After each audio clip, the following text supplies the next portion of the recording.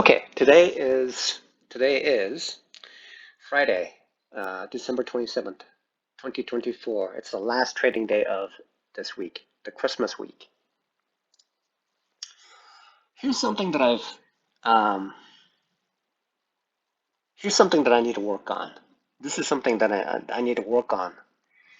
Uh, so I made so I made a trade here and waited for it quite a while, and I even accepted the fact that it was in severe drawdown to about 40 bucks here.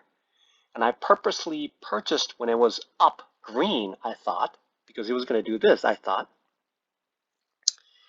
that I was going to add two, but I decided just to add one lot. And good thing I only added one because right afterwards it started to drop and I was down like 40 bucks right here. But it didn't trigger my discomfort yet. And so I held, but it actually came back up and it acted like it was in a trading range. Then as I waited, it started to go up here, right here. At this point, I sold the one lot. And then when the quarter lot hit up here, I sold. Now, what I should have done is essentially, in hindsight, allowed this trade to get to a point where it's showing some weakness here. These two candles does not necessarily show that there's weakness here. In fact, it was actually showing some strength. Now that is showing some weakness, and this definitely is.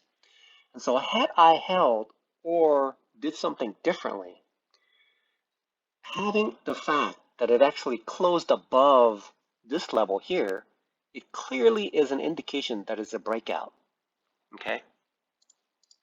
So if I look at this trade, this close right there is actually above this area, right? So if I look at this wick, that right there close is higher, which means that probably there is enough momentum for it to carry above a little more, and I should have held on to it instead of being the fact that I was languishing in this red for a while. I was willing to take any gain that I have. Essentially, it's like so. What I see, I'm doing something that's essentially the opposite of what I should be doing. What I should be doing is I need to preserve, I need to elongate my gains as much as possible while reducing my losses. And so what I should have done was essentially I should have gotten out somewhere here. Okay, I should have said, hey, this trade is gone. But then again, it would have been difficult for me to enter because it would be doing this. So I don't know where I would have gotten in. Probably if I had to get in here, maybe in here at a slightly better price. But the fact that I lost, I probably would not have sized up to a lot here. So that's something. This is something that I need to actively engage in to take advantage of what the market is telling me right here. It closed above here, above these, right here. If I look here, these wicks, and that actually is above, which means that there is a high probability that there's going to be either a short duration of a breakout or it could be an elongation of a breakout. So I need to keep that in mind because I missed out on quite a few of these long runs here. If I were to have gotten in here with some size with these candles, that could have been about 500 bucks right there. Right there, just 500 bucks had I held on to it. And had I added to it, because I was like trading around here. I had closed out here and then start to go up. So that's something that I need to keep working on. I know that it takes time. What I've noticed is that